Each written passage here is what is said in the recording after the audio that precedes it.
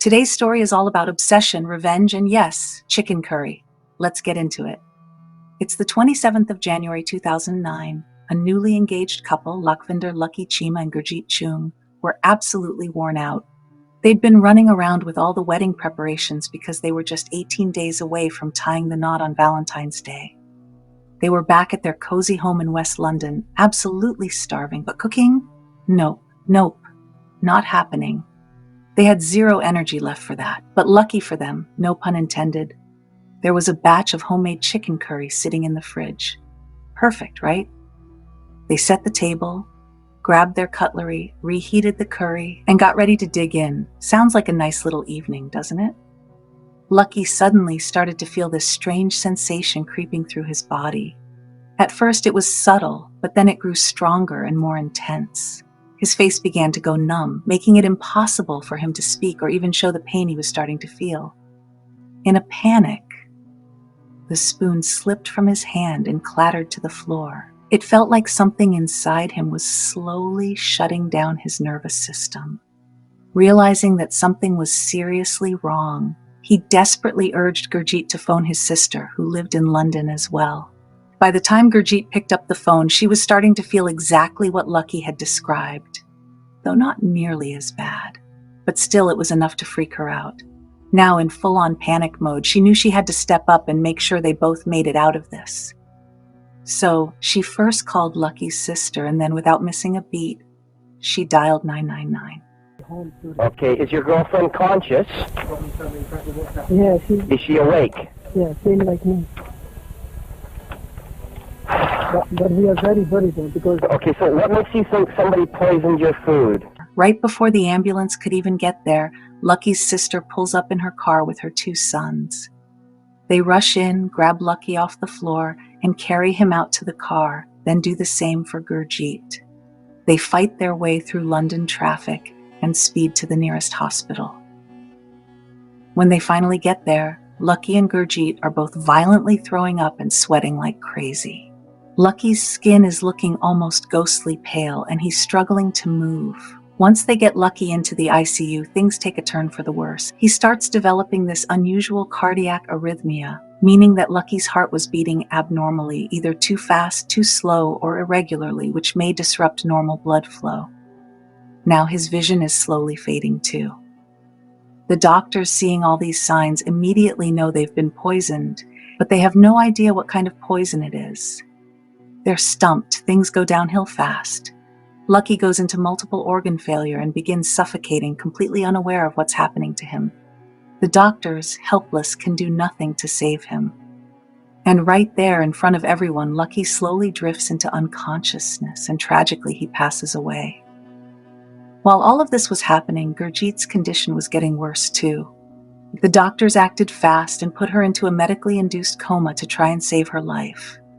They pumped her full of antidotes and somehow just barely managed to pull her through.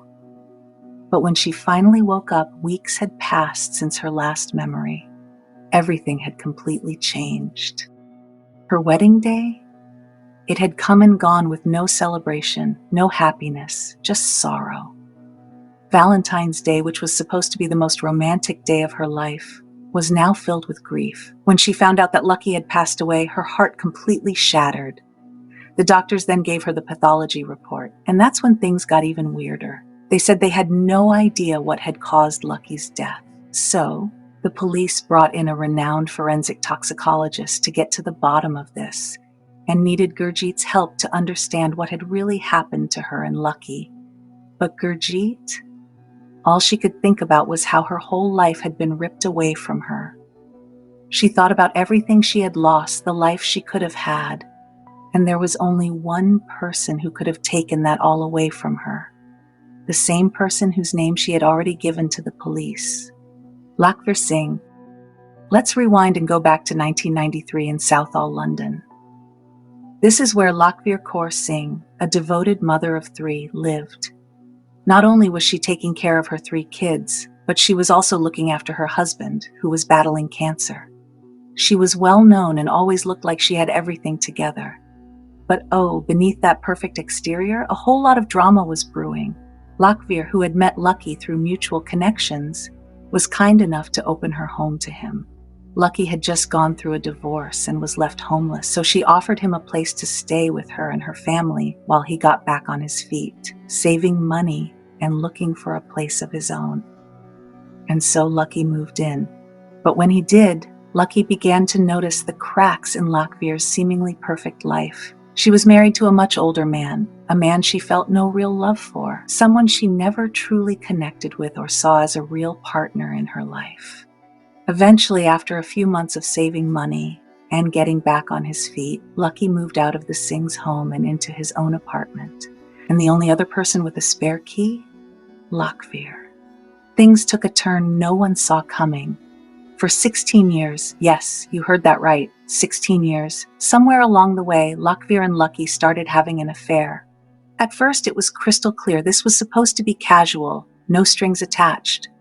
And they both had their reasons for that. For Lucky, he had just come out of a divorce, and diving into a serious relationship was the last thing he wanted. And let's not forget, Lakhvir was much older than him. She had a husband, kids, a home, an entire life, while he was still trying to figure his own. For Lakhvir, this was just something on the side. She had 3 kids, and she wasn't going to leave her husband, ruin her reputation, or shame her family to be with a younger man. And even though she didn't love her husband romantically, she did care for him. He was battling cancer, and she felt a responsibility to be there for him. But here's the thing, those very reasons they thought they shouldn't get serious, those were the same reasons they couldn't stay away from each other. Lucky's youth and energy brought an excitement Lakhvir had been craving. On the flip side, Lakhvir's age and distant life gave Lucky exactly the emotional detachment he was looking for.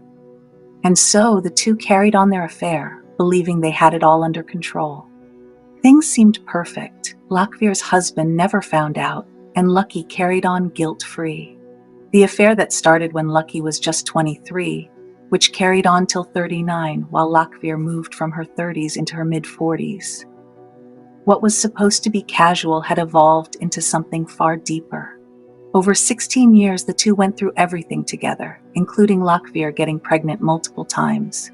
Each time, Lucky insisted she terminate the pregnancy, and each time she did exactly that. Now here's the twist. It's now 2008, and Lucky has reached his limit. He decided he didn't want to be with Lakhvir anymore. He was done with the sneaking around.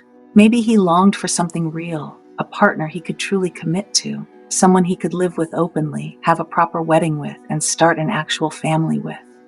A life that didn't require hiding. This is when Gurjit entered the picture.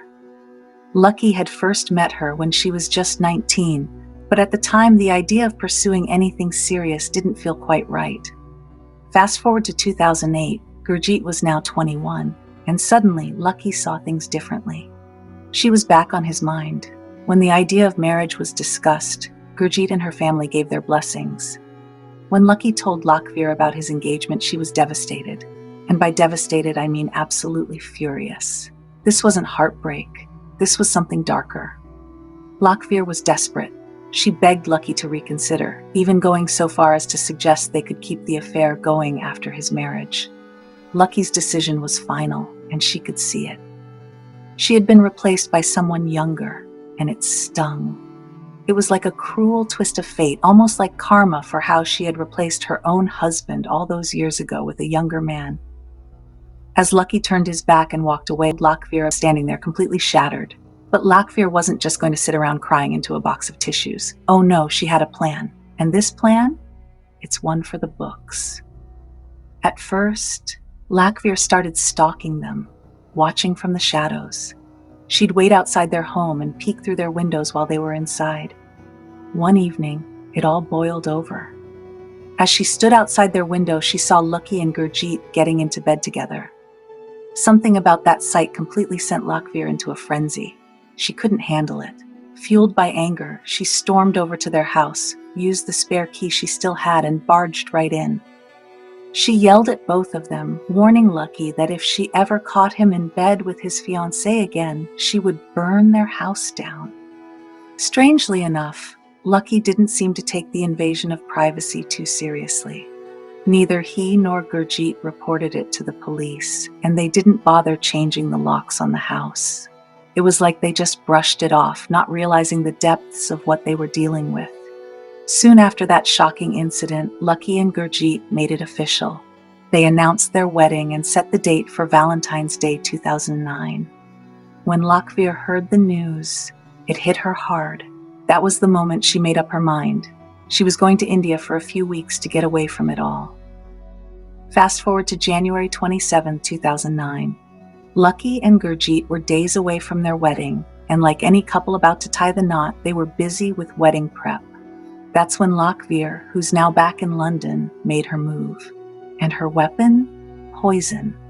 Not just any poison, though. She chose aconite.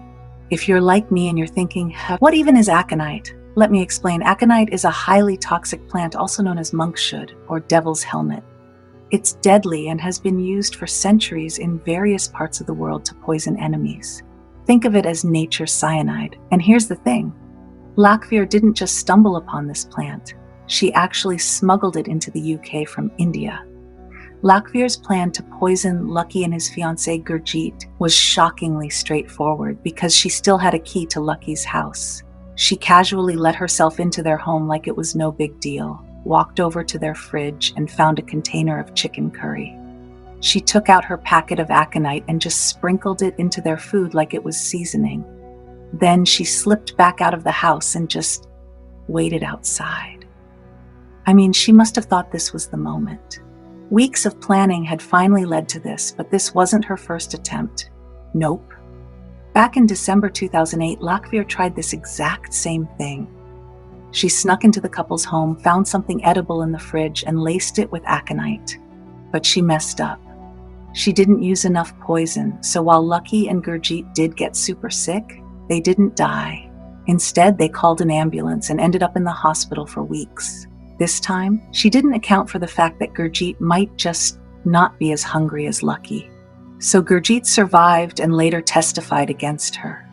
She told the police everything, the sickness, the suspicions, and the tension that had been building for months.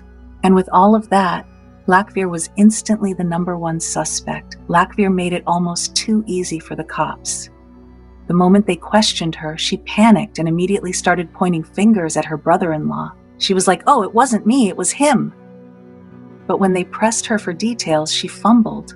Like, why would her brother-in-law try to kill Lucky and Gurjit? She had no answers.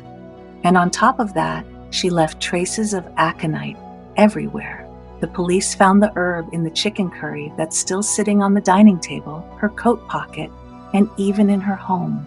Along with that, police also uncovered records showing that she'd recently visited India, a country where aconite is commonly found. So forensics tested the traces of poison in her coat and compared them to what was in the chicken curry, and it was an exact match.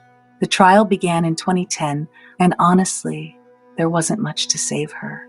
The jury deliberated for 4 days and came back with a unanimous decision, guilty of murdering Lakhvir Cheema and attempting to murder Gurjit Choongh.